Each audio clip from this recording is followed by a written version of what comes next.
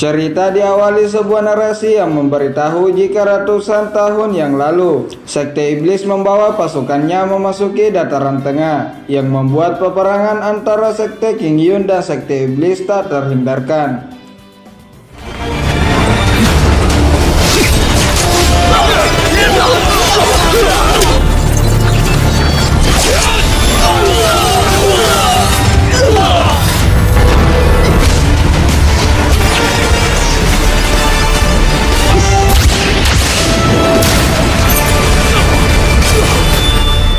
Peperangan itu dimenangkan oleh Sekte King Yun, yang membuat Sekte Iblis telah dihancurkan sepenuhnya. Namun setelah peperangan itu, terlihat seorang berjubah hitam menyerap semua darah korban peperangan dan membentuk sebuah mutiara yang disebut Mutiara Iblis. Kemudian scene berpindah ke masa sekarang, di sebuah desa kecil yang amat damai dan tentram. Kita diperkenalkan dengan pemeran utama kita yang bernama Xiao Fan dan temannya yang bernama Jing Yu, yang mana mereka yang sedang bermain kejar-kejaran tak sengaja masuk ke dalam salah satu rumah, yang mana pemilik rumah itu bernama Guru Han, dan terlihat Guru Han memiliki Mutiara Iblis yang kita lihat di awal film sebelumnya, dan terlihat ia membaca mantra yang membuat Jing Yu tak bisa mengendalikan dirinya, dan seketika Jing Yu mencekik Xiao Fan.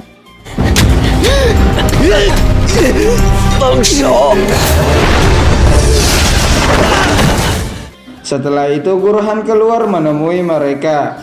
Namun Xiao Fan yang melihat tangan Guru Han terluka, ia pun mencoba berbicara dengannya. Namun Jing Yu mengajaknya untuk pergi dan tak berbicara dengan orang asing.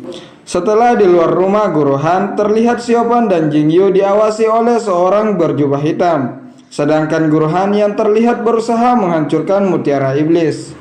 Namun terlihat juga orang berjubah mengawasinya. Di sisi lain, ayah Xiao Fan bertanya mengapa leher Xiao Fan memerah. Xiao Fan beralasan jika ia hanya bermain-main dengan Jing Yu.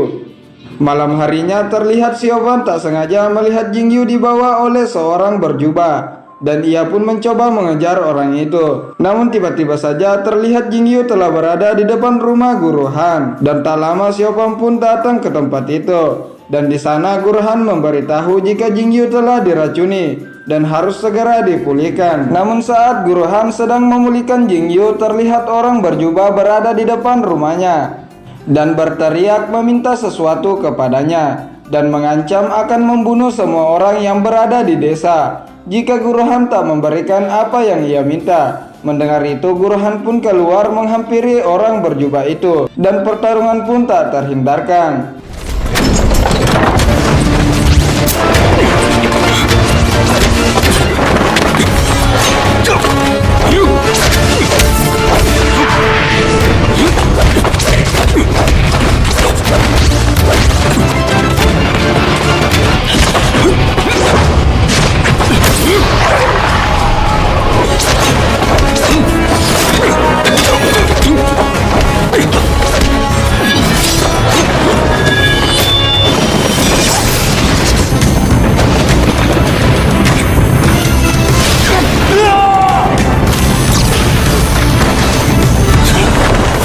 Namun orang berjubah itu berhasil kabur, dan akibat pertarungan itu Guru Han terluka, dan terlihat Xiao Fan juga pingsan karena efek pertarungan itu. Setelah itu terlihat Guru Han memakan pil untuk meredakan sakit dari lukanya, dan di sini ia berpikir jika orang berjubah tadi akan kembali dan membantai semua orang. Karena hal itu ia berniat mengirim Xiao Fan dan Jing Yu menuju Gunung King Yun agar mereka tetap hidup. Setelah itu ia membangunkan Xiao Fan dan bertanya apakah Xiao Fan ingin belajar bela diri, dan tentu saja Xiao Fan menyetujuinya. Kemudian Guru Han berpesan agar Xiao Fan tidak menceritakan apa yang terjadi malam ini dan juga tak menggunakan kemampuan yang ia wariskan. Namun jika Xiao Fan terdesak, ia boleh menggunakannya. Setelah itu Guru Han memberikan Mutiara Iblis kepada Xiao Fan dan berpesan untuk menghancurkan mutiara itu di tempat yang sepi, dan juga tak memperlihatkan mutiara itu kepada siapapun. Dan setelah itu Guru Han pun kembali menidurkan Xiao Fan. Esok harinya terlihat Xiao Fan dan Jing Yu telah sampai di desa mereka, namun terlihat semua warga telah terbunuh. Begitu pula kedua orang tua Xiaofan. Tak lama kemudian datang guru abadi dari sekte Qingyun, kita panggil Guru Tian, yang akan membawa mereka menuju sektenya. Singkat cerita, mereka telah berada di sekte, dan tak lama seorang murid sekte menyuruh mereka untuk mengikutinya, karena guru-guru abadi ingin melihat mereka. Singkat cerita, mereka telah berada di depan gerbang Istana Tontiang, dan mereka pun memasuki gerbang itu. Dan tak lama mereka telah sampai di sebuah jembatan yang sangat tinggi, dan apabila mereka terjatuh sudah dipastikan mereka akan mati. Namun tak lama kemudian inilah yang terjadi. Dan tiba-tiba muncul monster kuno yang mereka sebut dengan roh abadi, yang mana di masa lalu roh abadi bersama pendiri sekte Qingyun berhasil memusnahkan sekte iblis, dan sekarang roh abadi adalah pelindung sekte Qingyun. Dan setelah itu terlihat mereka telah bertemu dengan guru-guru abadi. Jingyu pun langsung memohon agar guru abadi memberitahu apa yang telah terjadi pada desanya. Namun guru senior sekaligus ketua sekte memberitahu jika ia tak mengetahui apa yang terjadi di masa lalu, namun ia tak akan mengabaikan masalah ini. Kemudian ia bertanya apa yang mereka ketahui tentang kejadian malam itu. Namun entah mengapa Xiaofan tak mengingat apa yang telah terjadi pada malam itu. Setelah itu Guru Tian menyarankan agar mereka berdua ditempatkan di istana yang berbeda. Namun dikarenakan ketua sekte tak ingin menerima murid lagi, Guru Chang pun memberitahu jika lebih baik Jingyu menjadi murid di istananya. Namun Guru Tian tak setuju karena ia juga ingin menjadikan Jingyu sebagai muridnya. Dan ternyata di sini Guru Song juga ingin menjadikan Jingyu sebagai muridnya. Melihat para guru berdebat, ketua sekte pun memutuskan jika Jingyu akan menjadi murid dari Guru Song. Namun terlihat tak ada guru yang mau menjadikan Xiaofan menjadi muridnya. Karena hal itu ketua sekte memilih Guru Tian yang akan menjadi guru Xiaofan. Karena diketahui jika Guru Tian hanya memiliki 6 murid. Walaupun terpaksa, Guru Tian pun menerima keputusan dari ketua sekte. Singkat cerita, Xiaofan telah berada di istana Dasu dan telah bertemu dengan semua murid di sana yang bernama Daren, Wuda, Dali, Heda, Dasing, dan Bisu. Sedangkan gadis manis, cantik, dan imut ini bernama Ling-er, anak dari Guru Tian. Tak lama kemudian Guru Tian menghampiri mereka. Namun di sini Guru Tian berpura-pura tak melihat Xiaofan dan mengatakan jika Ling-er lah yang telah mengambil murid dan telah menjadi guru, yang membuat semua murid di sana heran dengan sikap Guru Tian. Begitu pula Xiaofan yang sangat sedih karena tak dianggap sebagai murid Guru Tian. Setelah itu terlihat Daren mengantar Xiaofan ke dalam kamarnya, dan diketahui jika istana mereka memiliki murid yang paling sedikit dari ke-6 istana di sekte Qingyun. Singkat cerita, mereka telah sampai di kamar Xiaofan, dan di sana Daren bertanya apa yang bisa Xiaofan lakukan. Xiaofan pun memberitahu jika ia bisa memasak. Mendengar itu, Daren menyuruh Xiaofan memasak sesuatu untuk Guru Tian. Malam harinya terlihat Xiaofan tak bisa tidur karena memikirkan kata-kata dari Guru Tian yang tak menganggap dirinya sebagai murid. Setelah itu ia berniat keluar dan tak sengaja mendengar perbincangan Guru Tian dan istrinya, yang mana di sini Guru Tian bingung dengan orang yang telah membunuh warga desa tanpa alasan. Dan kemungkinan orang itu berasal dari salah satu sekte iblis bernama sekte Lisi, dan cepat atau lambat mereka akan kembali. Mendengar itu Xiaofan pun berniat menuju desanya untuk menyelidiki hal ini. Dan singkat cerita, ia telah berada di perjalanan menuju desanya dan tak sengaja bertemu dengan Jingyu yang terlihat khawatir dengan keadaannya. Namun mereka tak menyadari jika orang berjubah mengawasi mereka, dan setelah itu inilah yang terjadi.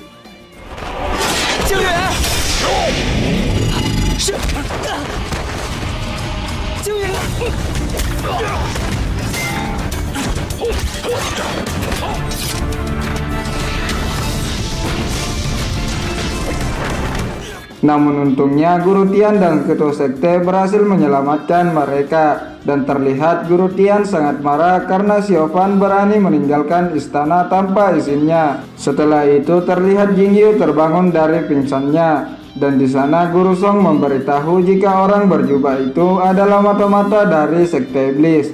Namun karena kemampuan Jingyu belum cukup, ia belum bisa membalas dendamnya dan menyarankan agar Jingyu terus berlatih. Di sisi lain terlihat Xiaofan dan murid lainnya sedang makan bersama, yang mana semua makanan di sana dimasak oleh Xiaofan. Dan terlihat Guru Tian sangat menyukai masakan Xiaofan. Begitu pula murid-murid lainnya. Setelah itu terlihat Guru Tian bertanya kenapa Xiaofan ingin menjadi muridnya. Xiaofan pun memberitahu jika ia ingin belajar bela diri dan membalaskan dendamnya. Mendengar itu Guru Tian mengatakan jika ia tak mau menerima murid yang dipenuhi rasa dendam. Ia hanya menerima murid yang ingin melindungi dunia dan selalu berada di pihak yang benar. Mendengar itu Xiaofan berjanji akan membela kebenaran dan melindungi dunia. Dan setelah itu terlihat Xiaofan telah resmi menjadi murid Guru Tian. Kemudian scene berpindah, yang mana Xiaofan menghampiri murid-murid lainnya dan berniat berlatih bersama. Namun Darren menyuruh Xiaofan untuk memotong bambu, sedangkan mereka akan berlatih terbang dengan pedang. 6 bulan kemudian terlihat Jingyu sedang dilatih oleh Guru Song. Namun di sana Guru Song teringat dengan masa lalunya yang sangat mirip dengan Jingyu. Setelah itu mereka pun menyudahi latihannya. Di sana Guru Song memberitahu jika dengan waktu yang singkat Jingyu berhasil menguasai level pertama bela diri sektenya, yang mana hanya 2 orang yang bisa melakukan hal itu, yaitu Jingyu dan Guru Song. Di sisi lain, selama 6 bulan ini Xiaofan belum pernah berhasil menebang satu bambu, yang mana bambu itu memang lebih kuat dari bambu biasa, dan kemungkinan orang biasa tak akan bisa menebang bambu itu. Namun Xiaofan tak pernah menyerah dan terus berusaha menebang bambu itu.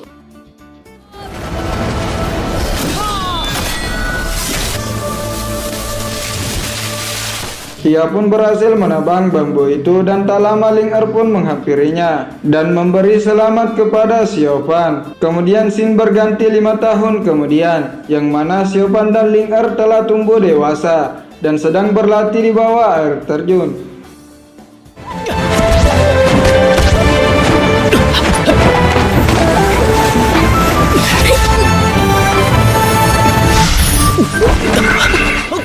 Setelah itu Darren dan Bisu menyuruh mereka menyudahi latihannya. Setelah itu terlihat Bisu bertanya mengapa Xiaofan tak bisa menggunakan energi sihirnya. Darren pun memberitahu jika hal itu wajar karena Xiaofan membutuhkan waktu 3 tahun di level pertama dan baru 2 tahun di level kedua. Di saat itu juga Xiaofan dan Ling Er pun menghampiri mereka, dan di sana Bisu berniat meminjam uang karena ia akan turun gunung dan mengembara, yang mana semua murid yang telah mencapai level sihir keempat mereka akan mengembara dan mencari energi spiritual. Karena hal itu ia membutuhkan uang. Setelah itu terlihat Xiaofan dan Ling Er berada di desa dan berniat menjual rumput ajaib untuk membantu Bisu mendapatkan uang. Setelah mempersiapkan jualannya, Ling Er memberitahu jika ia akan pergi dan meninggalkan Xiaofan di sana. Tak lama Ling Er pergi, seorang wanita berjubah ingin membeli rumput ajaib Xiaofan.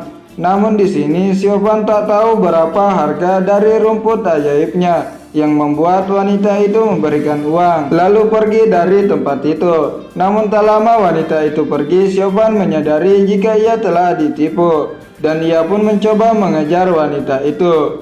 Ia pun berhasil mengejar wanita itu dan pertarungan pun tak terhindarkan.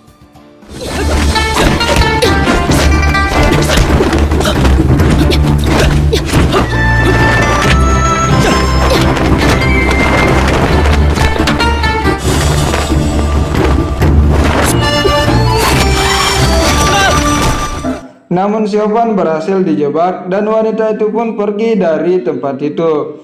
Namun saat Xiaofan berusaha mencari wanita itu lagi, tak sengaja ia bertemu dengan Dali. Dan di sana Dali langsung membawa Xiaofan ke sebuah perpustakaan yang bernama Yan Ruyu. Tak lama kemudian datang seorang wanita. Di sisi lain Ling Er sedang mencari keberadaan dari Xiaofan. dan tak sengaja melihat orang dari bagian kedisiplinan yang berasal dari sekte King Yun, dan terlihat ia bersembunyi setelah melihatnya. Di sisi lain, Dali sedang menggoda wanita yang baru saja masuk ke dalam Yanruyu, yang diketahui wanita itu bernama Suki dari istana Xiaozu. Tak lama kemudian datang orang dari bagian kedisiplinan yang membuat mereka mencoba kabur. Namun sayangnya Xiaopan tertangkap. Bagaimanakah kelanjutan ceritanya? Kita bakalan bahas di part berikutnya. Jadi jangan lupa subscribe channel ini dan nyalakan loncengnya agar tak ketinggalan di video-video selanjutnya. Saya Usran pamit undur diri. Assalamualaikum warahmatullahi wabarakatuh.